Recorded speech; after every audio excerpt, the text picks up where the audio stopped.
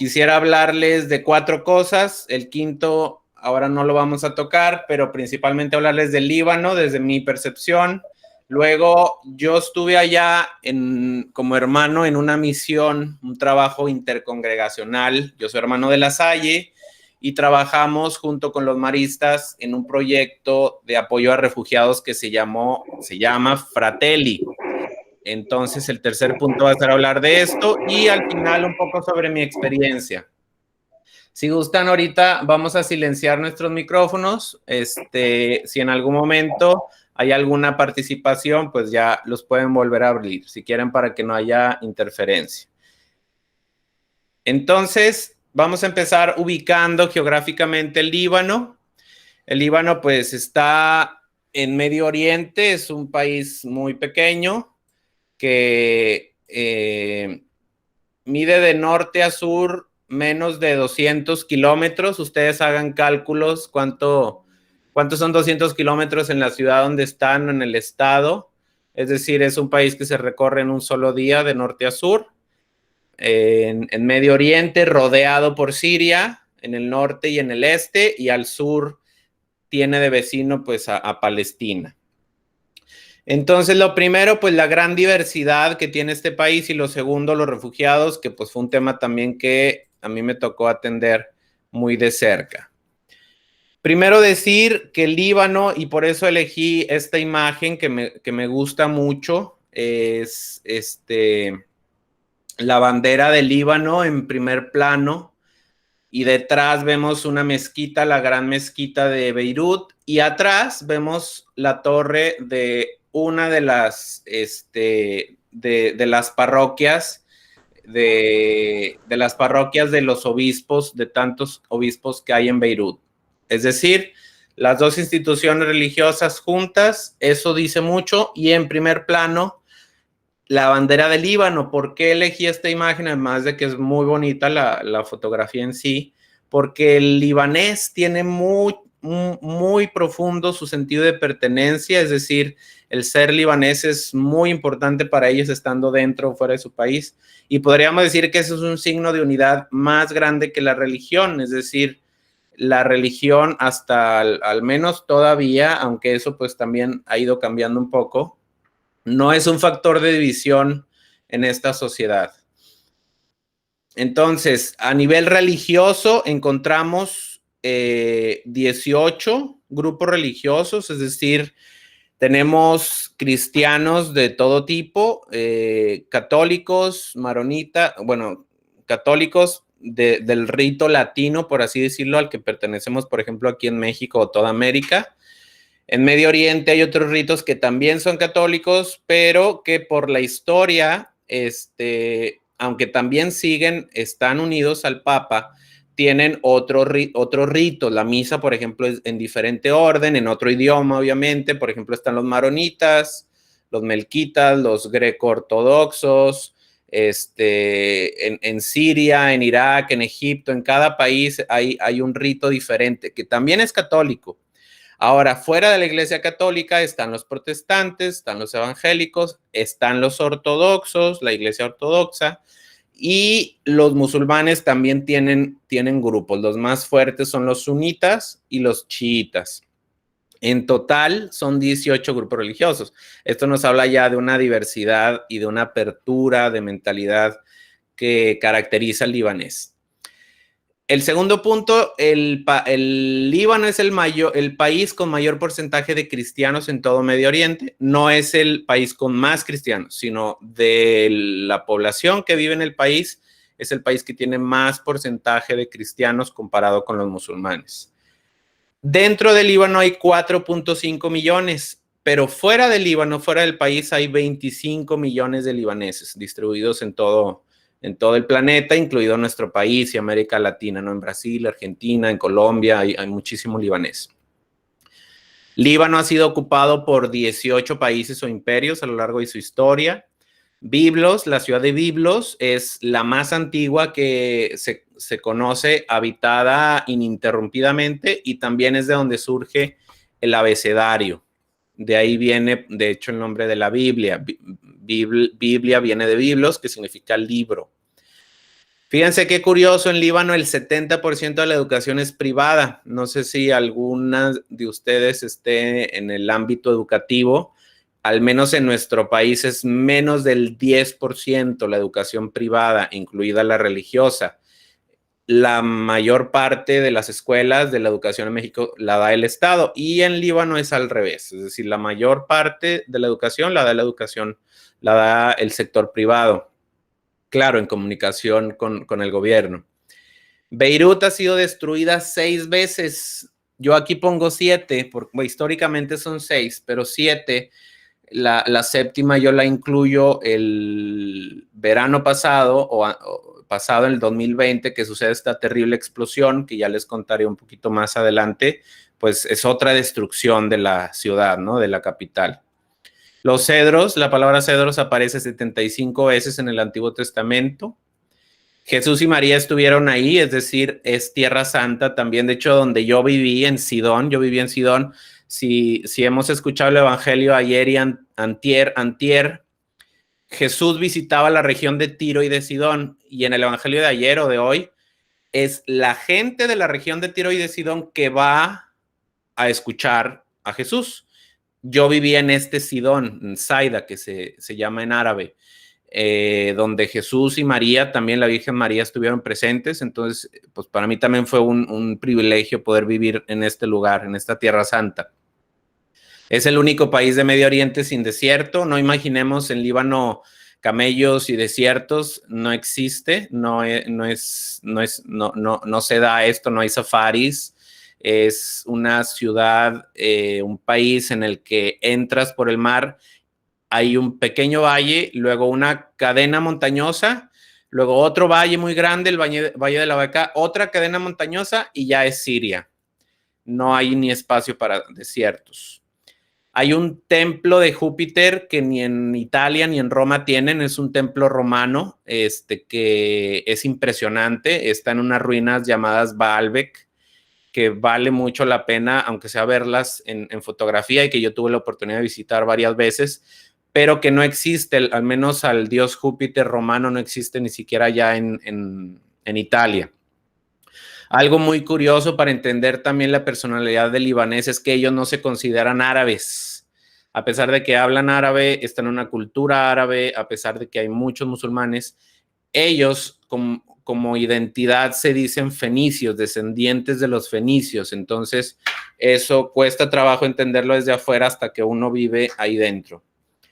Y algo muy interesante también es que pues su lengua materna es el árabe, aunque si tú le dices a un libanés que habla árabe, te dicen no, no es árabe, es libanés, lo cual tiene cierto sentido porque el árabe que hablan los libaneses tiene mucha influencia del francés y del inglés, es decir, el acento es un poquito más suave, entonces sí hay ciertas diferencias. De hecho, un libanés que habla con un egipcio a veces no, es como si yo hablo con un argentino y no nos entendiéramos nada, a pesar de que habláramos el español, contando la diferencia de acentos y de modismos. Bueno, el árabe cambia tanto al hablarlo que ya por los acentos llegan a no entenderse. Entonces, por eso el libanés dice, nosotros hablamos libanés, la lengua materna, pero ya un muchacho de 17 años, es decir, de segundo de prepa, ya te habla el inglés y el francés. Tanto así que en tercero de prepa, antes de graduarse, ya empiezan con el cuarto idioma, principalmente alemán, chino, español, esos 3 idiomas son los que eligen. Y esto, pues, imagínense, es una puerta que les abre todas las puertas, es un elemento que les abre cualquier puerta de cualquier país, ¿no? Hablando mínimo estos 3 idiomas. Hablando ya de los refugiados, decía yo ahorita que Líbano tiene 4,5 millones de libaneses viviendo dentro del Líbano. Entonces vamos a ir haciendo cálculos. A estos 4,5 millones hay que sumarle 500,000 refugiados palestinos que vienen desde 1948, que huyeron por la creación del Estado de Israel, que fueron expulsados, que fueron desterrados de su tierra y que hasta la fecha no han podido regresar. Está ese 500,000 que no puede regresar a Palestina, pero tampoco tiene ciudadanía libanesa y viven pues en una situación muy complicada, ¿no? Que obviamente ya es ahorita la tercera generación, ya son los nietos de aquellos que huyeron y pues esta población va creciendo. La segunda población que llegó cronológicamente, al menos debido a una guerra, fueron los iraquíes. Recordamos en el 2003 la invasión de Estados Unidos a Irak. Bueno, estamos hablando de hace 18 años, en el que todavía vemos las consecuencias. ¿Por qué? Porque estos iraquíes huyen en aquel entonces por la persecución que se da ante la caída de Saddam Hussein, que protegía de cierta manera a las minorías, entre ellos los cristianos. Pierden esa protección al llegar al poder, pues, otros grupos más radicales, y los cristianos principalmente huyen de Irak y muchos se asientan en Líbano. Hasta la fecha no han podido regresar, ni quieren regresar porque tienen pues el miedo de su seguridad. Y por último, los refugiados sirios, que probablemente recordamos hace 10 años, toda esta década, los millones de refugiados, de sirios, de ciudadanos que huyeron y que muchos se quedaron dentro de su país y otros millones también salieron de su país, y solo en Líbano hay 1,5 millones. Entonces vamos a sumar 1,5 millones de sirios, 500,000 palestinos y 150,000 iraquíes, da un poquito más de 2 millones. Estás hablando que casi el 50% de la gente que vive en este territorio de 200 kilómetros de largo son refugiados. Es como si en México, nuestro país, en el lapso pues, de unos 60, 70 años, recibiéramos alrededor de 60 millones de inmigrantes de cualquier lado. Normalmente en México llegan muchos de Centro y Sudamérica. Vamos a pensar qué sucedería a nivel político, económico, educativo, a nivel de servicios, si recibiéramos 60 millones de inmigrantes que pues no tienen permiso de trabajo, que no pagan impuestos, pero tienen necesidad de comer, de luz, etcétera. Entonces, es algo muy complicado que el gobierno libanés ha hecho un gran esfuerzo por atender. De estos niños, solamente sirios, 600,000 son niños, de este 1,5 millones, 600,000 son niños, y menos del 40% va a la escuela. Es por eso que había una necesidad grande de atender a los niños principalmente, y los hermanos de La Salle y los maristas crean este proyecto llamado Fratelli. Aquí paso muy rápido simplemente para que tengamos una idea. Nosotros que somos alumnos o pertenecemos a La Salle aquí en Tijuana, y que en México pues hay muchas organizaciones, que sepamos que pertenecemos a una estructura mundial en la que hay presencia en más de 80 países, y solo en Líbano hay 7 escuelas de La Salle. También aquí en Tijuana hay un colegio marista. Bueno, en Líbano hay 2 colegios maristas también que atienden a muchos alumnos. Hablando ya de la comunidad Fratelli, que fuimos a formar nosotros, la historia un poquito viene por un llamado del Papa Francisco en el 2014, que nos llama a todos como iglesia a salir de nosotros mismos e ir a las periferias existenciales. Los 2 superiores generales, el hermano Robert y el hermano Emili Turú, de los maristas, dicen qué podemos hacer junto con los consejos. En el 2015 se da esta situación muy dolorosa de los millones de refugiados sirios huyendo por el Mediterráneo. Entonces los hermanos dicen, tenemos que responder algo ya. Y es por eso que deciden invitar a un hermano marista español y a un servidor a comenzar este proyecto en Líbano para ver, bueno, cómo podemos responder a estas familias y ayudar a estos niños, especialmente en la educación. Nosotros llegamos en el 2015 y ya en el 2016, llegamos a finales de 2015 y en enero de 2016 ya habíamos empezado una escuelita con niños iraquíes. Vamos a recordar lo que les dije sobre los iraquíes. Son cristianos que huyeron no solo por el miedo a morir por la guerra, sino además huyeron por ser perseguidos por su fe y su religión. Y para nosotros esto fue muy admirable, como todavía en este año, porque sigue sucediendo, hay gente que es perseguida por su fe. No solo sucedió con los cristianos, cuando los echaban a los leones en el primer siglo, o en 1900, en los 20 aquí en México, que hubo la guerra cristera, sino sigue sucediendo en Medio Oriente y en África y en el Lejano Oriente, en China, en los países totalitarios. El cristianismo sigue siendo perseguido, entonces dijimos, vamos a atenderlos, ayudarlos, y abrimos 2 centros para los iraquíes, y ese mismo año ya dijimos, pues también hay muchos sirios, y ahorita es el mayor número, y abrimos ya en marzo un centro para los niños sirios. Esta foto que están viendo es el segundo día de clases en el 2016, en marzo. Empezamos con un grupito, pues ahí como lo ven, de 40. Ya el día de hoy, en el 2020, 6 años después, 5, hemos atendido, el proyecto Fratelli ha atendido a más de 2,000 niños y jóvenes y familias. Entonces el proyecto ha crecido mucho por obra de Dios. Pasaron 3 años y en el 2019 sucede unas revueltas políticas y sociales que provocan una crisis en todos los sentidos en el país. La gente sale a las calles por un impuesto absurdo que el gobierno quiso poner, y que eso es como la gota que derrama el vaso, y la gente dice, ya estamos hartos, este gobierno no sirve, es un gobierno corrupto que viene cargando problemas de estructura a todos los niveles desde hace más de 30 años, porque Líbano vive una guerra civil del 75 al 90.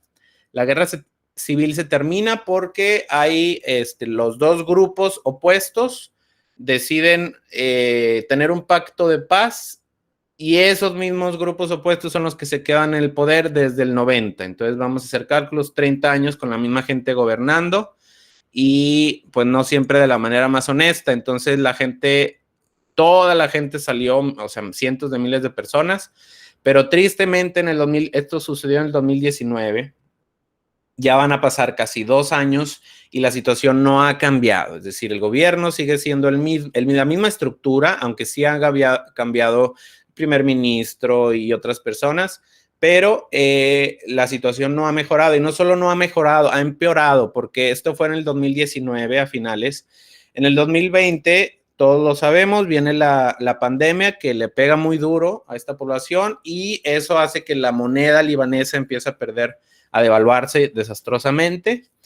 Y en agosto del 2020, un día de repente sucede una explosión que también luego se descubre que fue por negligencia del gobierno, por guardar unos materiales que no eran explosivos, pero por las condiciones deficientes en las que se guardaba se convirtieron en explosivos y provocaron una bomba terrible el 3 de agosto del 2020, el 4, perdón. Como dato, pues muy impactante, al menos para mí y mi familia. Yo terminé mi contrato de estar en Líbano en julio de 2020, y precisamente compré mi vuelo para salir el 3 de agosto. Entonces yo salgo el 3 de agosto de Líbano para regresar a México, habiendo ya terminado mi servicio allá. Aterrizo aquí, duermo la primera noche, y lo primero que me entero al despertar es que sucedió esto. Entonces, a partir de ahí, pues con el corazón roto, obviamente, 2 o 3 semanas fue solamente ver cómo estaba la gente que yo acaba de dejar. Es decir, el lugar donde yo me estaba quedando, esta foto es la capilla de la comunidad de hermanos donde yo estaba viviendo un día antes de la explosión todavía. Unos metros a un lado está el cuarto donde yo me estaba quedando. Para que tengamos una idea del poder de esta explosión, causó destrozos a unos 20 kilómetros a la redonda, y el colegio donde está esta comunidad está a 1 kilómetro del epicentro de la explosión. Entonces realmente en el colegio pues hubo paredes caídas, todos los bancos y todo por todos lados, o sea, hubo gente lastimada. Entonces los hermanos que estaban ahí a esas horas pues también lastimados. Gracias a Dios no hubo muertos, no de hermanos o gente que yo conocí, pero sí amigos o familiares de amigos míos que sí fallecieron por la explosión. Imagínense una explosión en medio de la pandemia, con hospitales llenos, los hospitales destruidos por la explosión. Entonces la gente por las calles buscando un lugar donde refugiarse, dónde atenderse, y los hospitales, pues obviamente saturados, sin la posibilidad de atender. Entonces, fue algo terrible que apenas se ha cumplido un año y la gente, pues, va a ser una herida que va a durar muchos años de sanar, y que la crisis, pues, solo se ha acentuado con el tiempo. Si hablo ya de tres anécdotas, porque pues podría contar muchas de mi experiencia, les puedo mencionar tres cosas. La primera, una niña que se llama Rim, una niña musulmana que escribe una carta en árabe en un verano, un campamento de verano que hicimos, y ella escribe lo siguiente: yo, una niña musulmana, confirmo que la religión cristiana es una religión de amor, de paz y de aceptación del otro.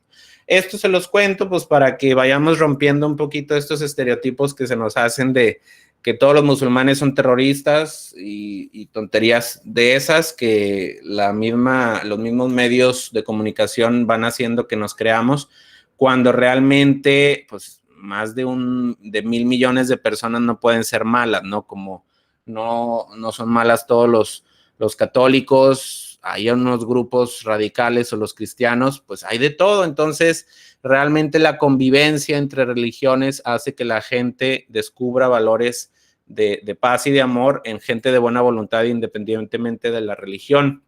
El segundo punto para mí fue el como confirmar que me siento privilegiado de que lo que hago es más que un trabajo, es una misión, y que en cada experiencia, incluyendo, por ejemplo, ahora en Tijuana que estoy, en cada misión, pues logro descubrir y ampliar mi círculo de amistades, de hermanos, de gente que voy conociendo. Aquí, por ejemplo, en esta foto, pues vemos voluntarios y maestros entre libaneses, alemanes, brasileños, colombianos. Hay mujeres musulmanas con el velo, pero mujeres musulmanas también sin el velo, mujeres cristianas por ahí, o sea, una mezcla impresionante. Y bueno, una familia ahí también de sirios. Y por último, pues también algo que a mí me cuestionó mucho, el sentido de la vida y mi cosmovisión, lo que yo experimento, cómo mi sentido de vida, mi lugar en el mundo como persona, como cristiano, como hermano, cosas que sigo yo digiriendo, este encuentro tan fuerte con la guerra, aunque yo no viví en un lugar en el que había guerra, pero sí el tener contacto directo con la gente que la vivió. Pero al del otro lado ver tantos signos de vida y esperanza, pues es algo que yo todavía sigo digiriendo y sigo a nivel existencial tratando de preguntar cuál es mi lugar en este mundo y de qué manera puedo contribuir a que este mundo sea mejor. Entonces, hasta aquí un poquito sobre el Líbano. No sé si alguien tenga una pregunta. Traté de irme un poco rápido porque sí me interesa que la clase empiece temprano, y les agradezco a los que estuvieron a tiempo, y que también se termine a tiempo, es decir, voy a procurar siempre empezar a las 6 en punto y terminar a las 6:45. Ahora probablemente vamos a extendernos un poquito más porque les quiero compartir el programa para que lo conozcan. Voy a compartir ahora sí pantalla para que vean un poquito cuál es mi idea, que lo que ya ustedes comentaron ahí de a ver, es que aquí está.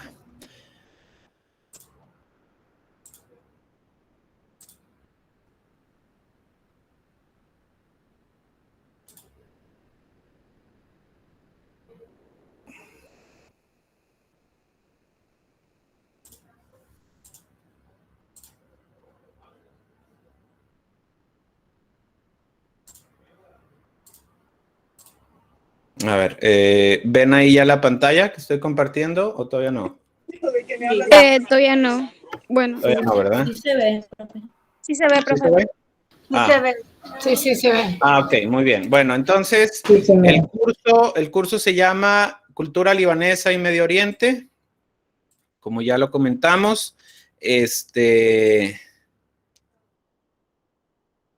título así se llama porque, como les decía, yo quise compartir lo que viví allá o quiero compartirlo y también pues darles así como un poquito de palabras libanesas, así digo, no soy tan, o sea, no estudié a fondo el árabe, pero sí aprendí algunas palabras o frases que pues nos puedan quedar así también como conocimiento cultural. Entonces, si hablamos del programa de este curso,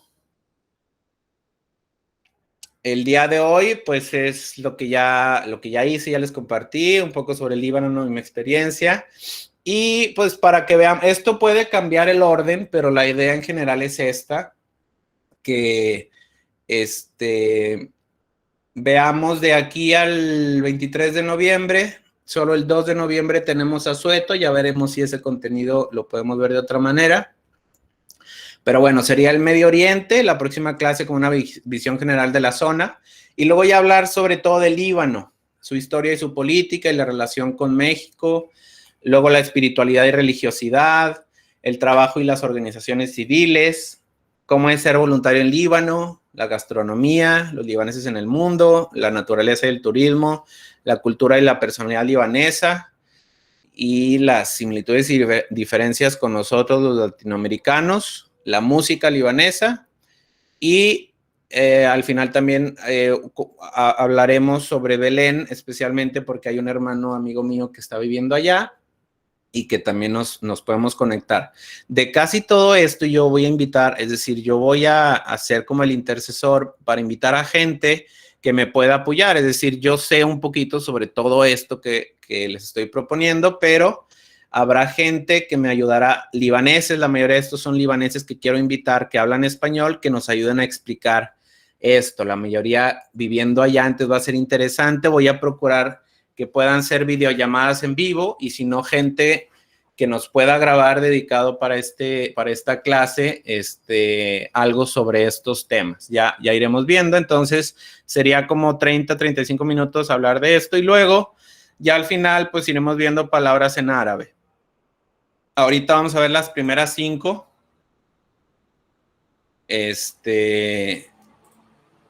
Si quieren anotarlas, si no pueden anotarlas, no pasa nada. Yo esta presentación y la llamada esta que se está grabando también, pues luego se la voy a mandar para que tengan todo. Si algo también lo quieren volver a escuchar, lo van a tener disponible. Entonces, la primera palabra, pues es, en cualquier idioma, es como decir hola, ¿verdad? Es relativamente sencillo, decimos hola al saludar, marhaba. Aquí también pues mi pronunciación obviamente no es perfecta, la H no es como la decimos nosotros, es decir, no es marhaba, no es como J, que a veces lo decimos la H intermedia, es una H, como cuando ponemos el aliento en el vidrio para limpiar, que hacemos así, ese es el sonido, es marhaba.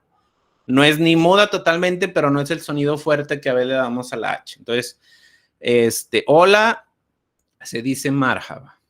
A ver si al final del curso en noviembre ya podemos tener ahí un pequeño diálogo, pero como quiera, yo las iré saludando y a ver quién se acuerda de quién va aprendiendo.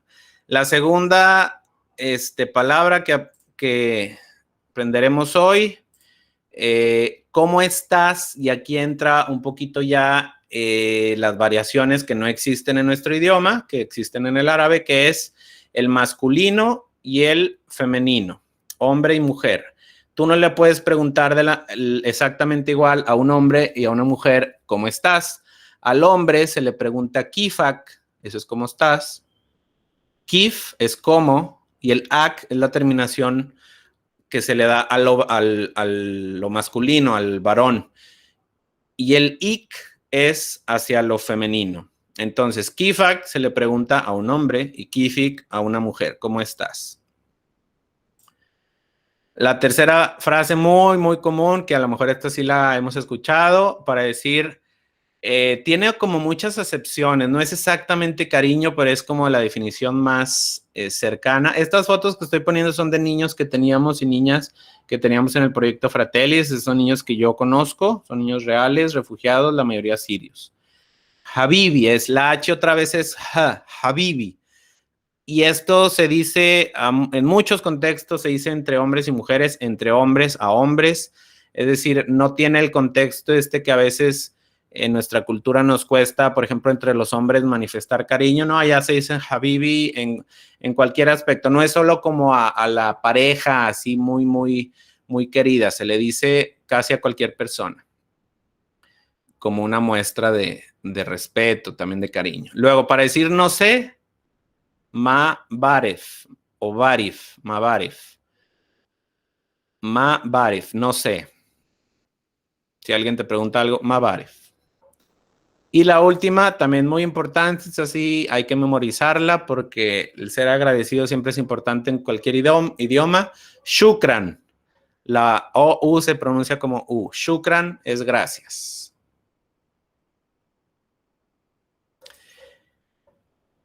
Muy bien.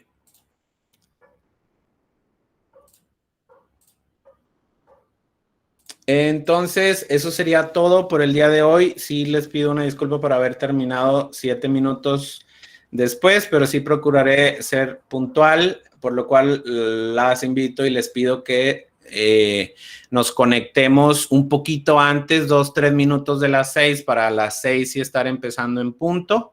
Si hay cualquier duda o situación, les pido que lo voy a poner aquí para las que no han recibido el correo que mandé el jueves pasado, me envíen un correo o un WhatsApp, ahí puse mi información para que me puedan enviar. Yo les voy a estar enviando todo esto y recordatorios también por correo, va a ser así la comunicación. Y si hay cualquier duda o sugerencia, les pido que me la hagan saber por ahí. ¿Les parece bien? Bueno, les agradezco su tiempo, su atención. Y nos vemos la próxima semana. No sé si antes de despedirnos hay alguien que quiera preguntar o decir algo. Shukran. Shukran. Ah, muy bien. Muy bien, eso, a practicar. Shukran.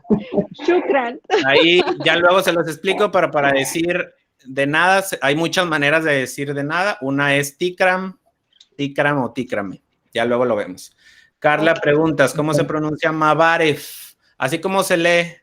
Así como está escrito Mabaref o Mabarif, es como como en árabe de hecho no hay vocales, a veces se pronuncia Mabaref, Mabarif, y dependiendo del acento y de la zona, entonces no importa realmente mucho cómo digamos las vocales, sí las consonantes, esas sí tienen como mucha importancia porque sí pueden cambiar el sentido de una palabra.